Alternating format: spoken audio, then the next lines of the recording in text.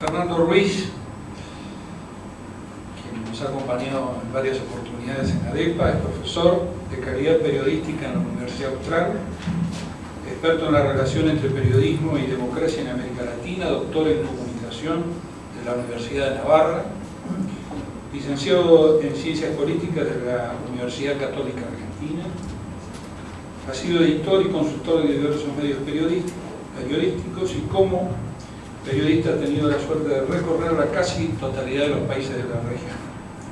Actualmente, además, es vicedecano de la Facultad de Comunicación de la Universidad Austral y vicepresidente de FOPEA, el Foro de Periodismo Argentino. Fernando, gracias por tu presencia. Gracias, Luis.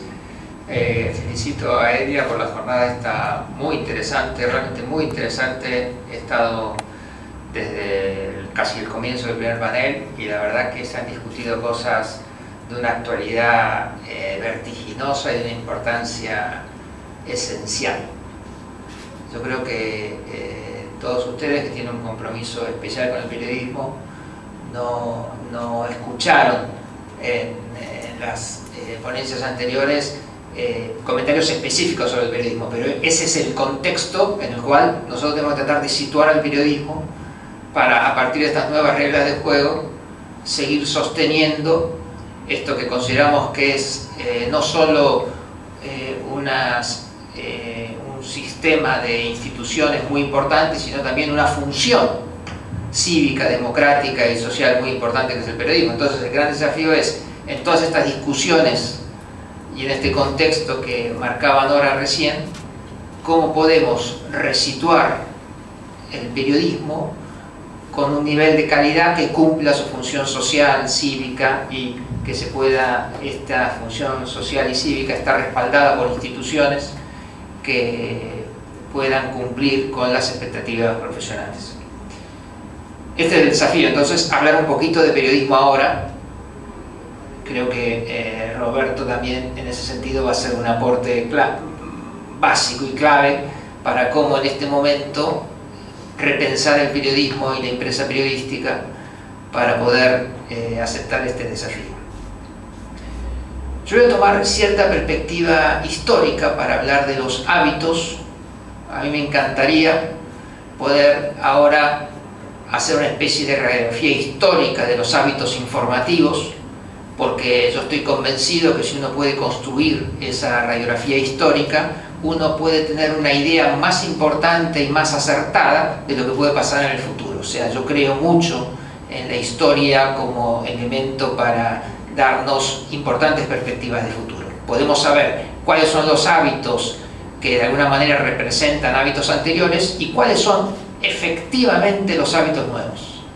Y a partir de ahí entender qué es lo que la gente hace con los medios, que es una de las claves. O sea, durante los últimos 200 años la gente ha ido relacionándose con los medios en relaciones sociales activas con distintas funciones. Y los medios se han ido adaptando a esas funciones. Y hoy estamos claramente en otro cambio de época. Es evidente, por ejemplo, ya que estamos en la sede de ADEPA Digital, permítame llamarlo así, no sé si es correcto, pero por lo menos es como yo diría la derivación digital de ADEPA, que los diarios no entraron en crisis como hábito informativo cuando surge Internet, que será año 94, 95, sino que ya entraron en crisis hacia mediados del siglo XX. Y entonces el hábito informativo de las empresas que satisfacían las empresas periodísticas era un hábito que ya venía en baja cuando llega Internet a dar un golpe fuerte.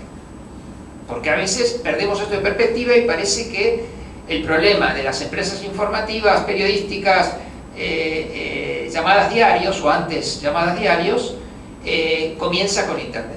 Y la verdad que la tendencia histórica ya venía en baja desde hace bastante.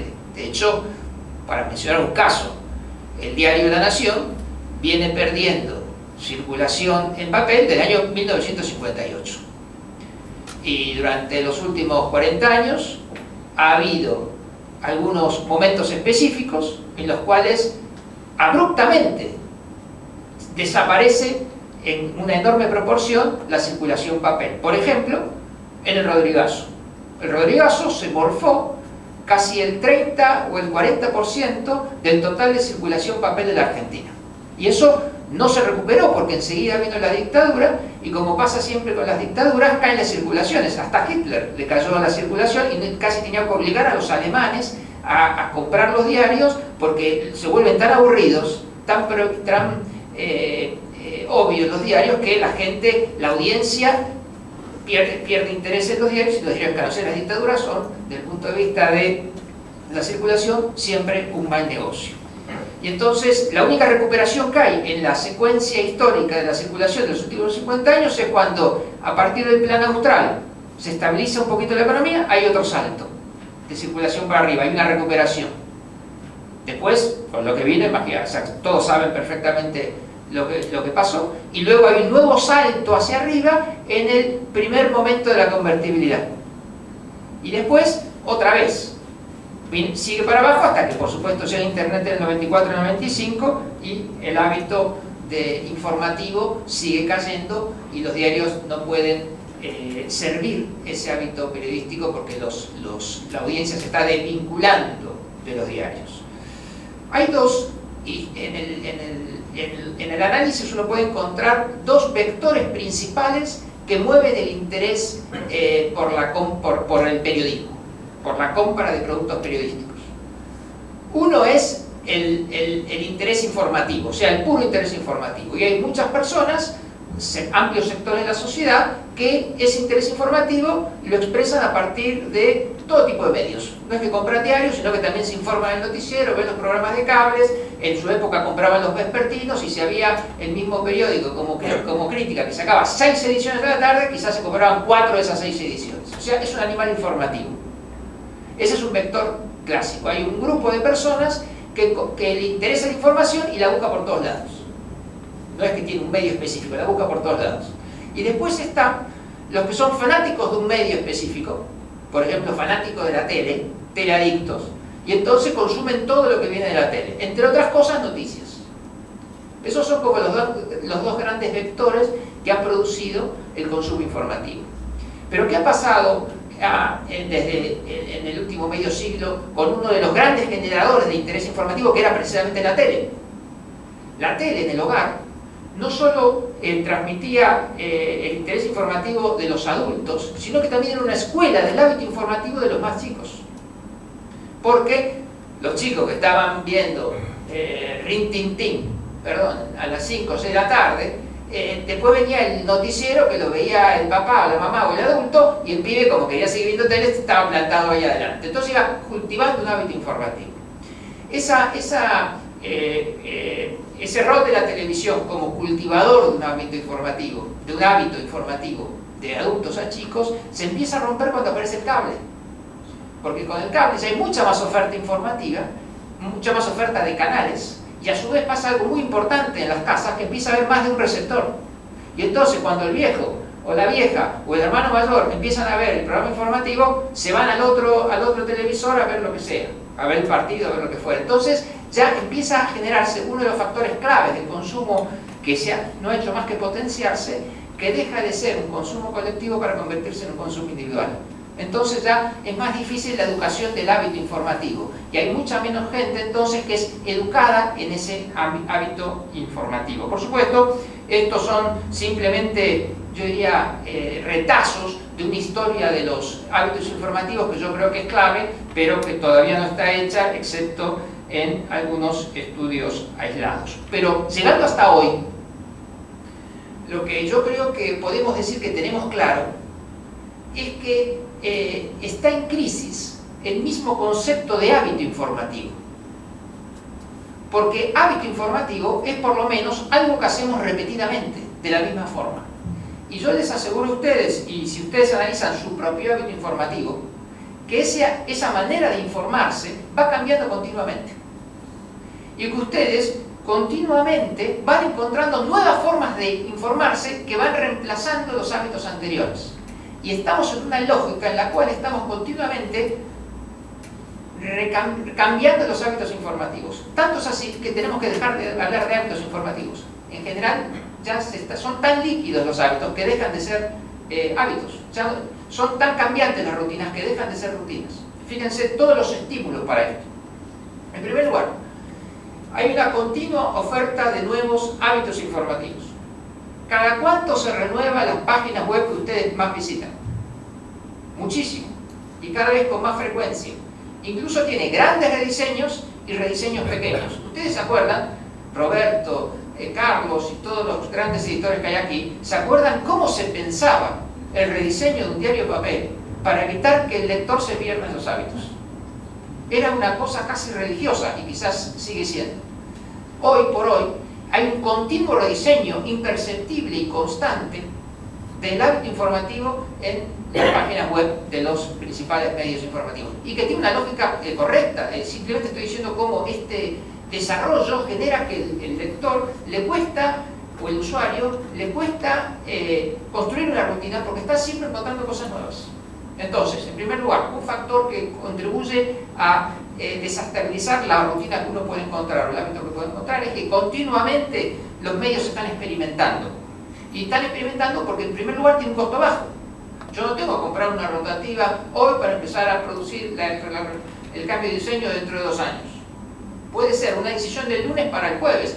¿Cuántos equipos de cambio, de rediseño, de estructuración de un medio de comunicación han presentado un informe a su directorio en marzo y cuando se lo devuelve el directorio los tipos ya no están, ya les parece que tienen que cambiar la propuesta inicial? Hay una continua, es decir, es un cambio permanente.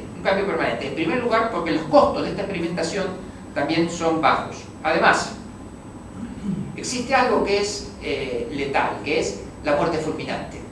Y todos nosotros sabemos que en este contexto tan resbaladizo, las caídas de audiencia, las caídas de visitas pueden ser muy rápidas.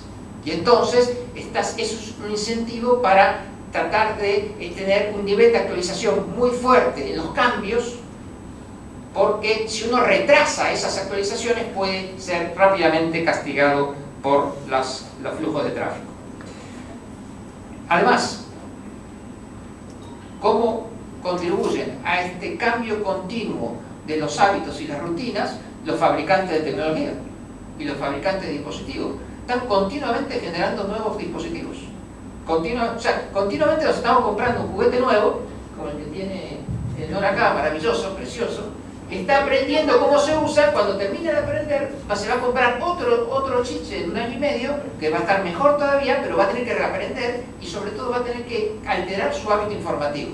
Y entonces acá llegamos te digo, a mí me pasa lo mismo, a todos. Es decir, esto es una lógica en la cual estamos todos metidos y va continuamente cambiando el hábito. Ahora, tenemos que aprender a que somos una industria con un blanco móvil, porque somos una industria que busca un consumidor que está continuamente cambiando de rutina. Porque lo interesante del modelo anterior, que el blanco no era móvil, o sea que nosotros conocíamos el consumidor. Por supuesto con sus variaciones y sus cambios, nunca ha sido un bloque estático el consumidor. Pero el nivel de cambio que tiene hoy, el nivel de variación de intereses, de estilos de consumo, etcétera, etcétera, hace que estamos trabajando con un blanco móvil. Yo no sé, pero debe haber industrias que están acostumbradas a trabajar con blancos móviles. Con blancos móviles se entiende, ¿no? Con consumidores que están continuamente moviéndose. Tiene que haber, entonces tenemos que buscar qué industria tiene esa práctica de trabajar con blancos móviles. A mí me gusta mucho leer todos los discursos y presentaciones que hacen los presidentes de las grandes empresas periodísticas a los accionistas. Porque es ahí donde juegan, yo creo, su verdadera estrategia de sustentabilidad económica, porque tienen que demostrar a los que analizan sus acciones cuáles son sus argumentos reales para que tenga una buena rentabilidad en el futuro de esa empresa. Y yo lo que veo ahí es que hay un discurso, para mencionar casos, en el CEO del New York Times, o la CEO del New York Times, del Washington Post, del Dow Jones, del Wall Street Journal. Hay un discurso en el cual la clave para este hábito líquido y este usuario líquido es adquirir más valor, dar más valor. Hacer una apuesta nueva a la calidad y a la inversión en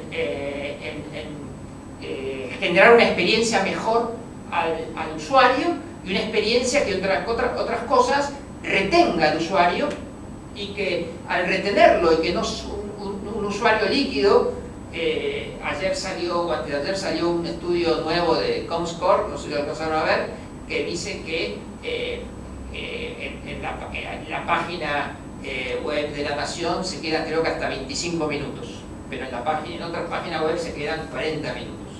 Entonces, la experiencia de calidad implica que esté más tiempo. Entonces, si está más retenido el usuario, hay más posibilidad de monetizarlo, ¿no? O sea, eso experiencia, de alguna forma refleja una experiencia más fuerte, entonces un vínculo más fuerte, y si el tipo está más comprometido, uno tiene la posibilidad de meterle la mano al bolsillo de alguna forma o por algún costadito. Entonces, es una estrategia de más valor. Ahora, es una estrategia muy difícil porque estas empresas ya tienen todo el valor posible. O sea, yo me sigo admirando con las cosas que hacen el New York Times, con las que hace el Washington Post, con lo que hace el Wall Street Journal, con lo que hace National Geographic. Todavía tienen que buscar más valor, todavía más. Todavía el National Geographic tiene que invertir más en su última edición mensual. Entonces uno ve, bueno, el National Geographic ofrece toda la colección de su revista en un CD, toda la colección de su revista, que empezó a fines del siglo XIX, o sea, son más de 100 años de material que ustedes se siguen admirando de la calidad de ese material, calidad visual y calidad en cuanto a información e interpretación, por $65.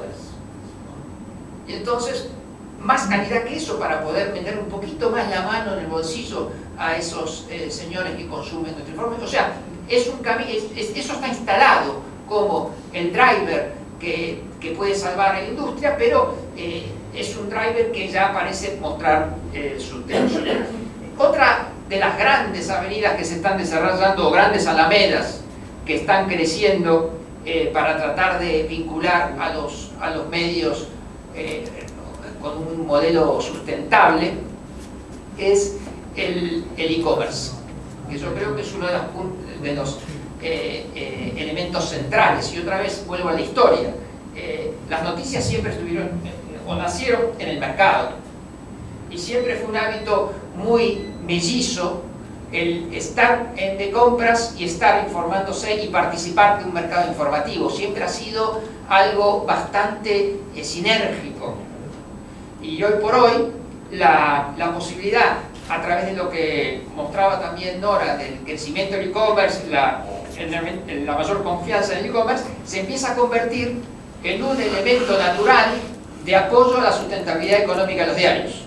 Por ejemplo, no quiero ofender a nadie con esto, pero en mi opinión, uno de los mejores buscadores de películas es el que tiene el diario de la Nación, la página web de la Nación. Tampoco conozco mucho más, pero digo, ese es el que conozco y me funciona bárbaro. Para buscar una película a tal hora, en qué cine, en qué zona, todo bárbaro. Y entonces yo no tenía que ir al cine, película, hora, algún comentario para vender la película internamente y no ir solo, que alguien me acompañe, para mercadear la película internamente, y fenómeno, elijo la película, elijo el cine, elijo la hora, quiero comprar la entrada y no puedo, porque no tiene nada preparado. O sea, yo vuelvo a Google y ahí busco el cine, y a través de no sé quién, que no es seguramente la web de la Nación, compré la entrada por internet. Pero digo, esa era una enorme oportunidad para vender la entrada de cine. En ese caso, yo tomé la información del medio de comunicación, que es la información creíble, que actualizada, que yo le daba fe de que realmente cuando yo iba a ir iba a estar esa película a esa hora y en ese cine. O sea, yo tenía credibilidad en ese nodo de información que era este medio, pero no pude comprarlo. Porque ¿qué ha pasado? Históricamente los medios han generado microefectos. Siempre pensamos en los grandes efectos de los medios, que la gente puede ser o más inseguridad, o más optimismo, o más pesimismo, pero también ha tenido microefectos. Siempre que nosotros leemos los medios, generamos muchos microefectos. ¿Qué quiere decir? Yo hoy decido que como veo que está por llover, a la tarde no voy a ir a jugar al tenis. O que me encantó este comentario de teatro, voy a ver si la convenzo a mi mujer para que vayamos al teatro. O sea, esos son microefectos. A partir de la lectura yo hago cosas. Una posibilidad que hay hoy, a partir del e-commerce, es poder monetizar esos microefectos. En el momento que yo estoy tomando conciencia que quiero ir al teatro, ahí nomás puedo comprar la entrada. Entonces, eso da un modelo que todavía se ha desarrollado parcialmente en algunos medios, pero yo no veo que todavía hay como cierto, quizás algunos de ustedes podrán tener mayor podrán entender mejor lo que puede pasar, pero quizás se puede pensar que se está cruzando una barrera, casi diría, ética del periodismo, en hacer semejante mezcla entre venta y información. Por ejemplo, Los Angeles Times, creo que el año pasado o el anteaño, empezó a poner unos links en sus páginas web, en las notas. Los links, creo que eran rojos, eran links de información, y los links verdes eran links comerciales. Entonces, cuando una empresa era mencionada por un periodista, había un link verde que el periodista no sabía y abajo decía que el periodista no tenía nada que ver con eso, que simplemente lo remitía al sitio comercial. O sea, desde hace muchos años, y especialmente en Los Angeles Times, ha hecho muchos experimentos de tratar de monetizar, pero acercándose demasiado a una situación en la cual la información se podía contaminar. Entonces, eso puede ser que todavía no se haya encontrado el mecanismo para poder agarrar ese flujo, ese chorro inmenso de dinero que va por el e-commerce, desviar un poquitito para que vaya para las empresas informativas y poder sustentar un periodismo profesional. Finalmente, hoy, las grandes superficies de consumo pueden ser los medios de comunicación, o sea, no las grandes superficies físicas. Pueden ser las grandes superficies de los medios de comunicación con su publicidad, no donde yo me entere lo que hay. Yo me entero y ya inicio el proceso de compra, dejando algún beneficio en el medio. Entonces sería una gran avenida, sería la búsqueda de mayor calidad, como dicen los CEOs en sus discursos. Una segunda avenida para tratar de engarzarse en estos hábitos informativos y poder monetizar sería el e-commerce, y una tercera es el medio de comunicación como red social y como plataforma, que por supuesto eso está creciendo muchísimo y que también puede generar unas discusiones importantes con el tema de la ética periodística, pero claramente así lo están usando los usuarios de las redes sociales, ¿no? Los usuarios de redes sociales, con su perfil de Facebook, lo que están haciendo es un daily me. Ahí están haciendo su diario, ahí está su mundo. Cuando Facebook presentó la oferta pública de acciones, en el texto, que es muy interesante, donde presenta, también justifica por qué hay que comprar acciones de Facebook, también habla muchísimo de que Facebook representa la información del mundo que esa persona necesita. Y cuando dice del mundo que esa persona necesita, va desde lo que está haciendo mi tía a lo que puede pasar en Siria si yo soy interesado en lo que está pasando en Siria. Por lo tanto, ese es un modelo abierto también, una tercera avenida, que es los medios como plataforma y redes sociales, pero por supuesto lo que tiene los directivos de medios es ese timing para ver cómo se va adaptando ese cambio. Porque uno puede saber perfectamente que acá está el pasado y allá está el futuro. Y uno puede estar convencido que esto es el pasado y eso es el futuro. Pero uno tiene que caminar hasta allá con una organización de determinada envergadura, pagando sueldos todos los meses, con una... tiene que cruzar una barca que es muy importante. Entonces a veces los profetas del futuro son muy yo diría muy creíbles y muy enfáticos en decirnos que el futuro está allá, pero hoy ya todos sabemos que el futuro está allá. El tema es que nosotros tenemos que cruzar un pantano que nadie nos asegura que vamos a cruzar el pantano, que existe muerte fulminante en el pantano, como puede pasar perfectamente, y además tenemos la responsabilidad sobre muchas personas. Muchas gracias.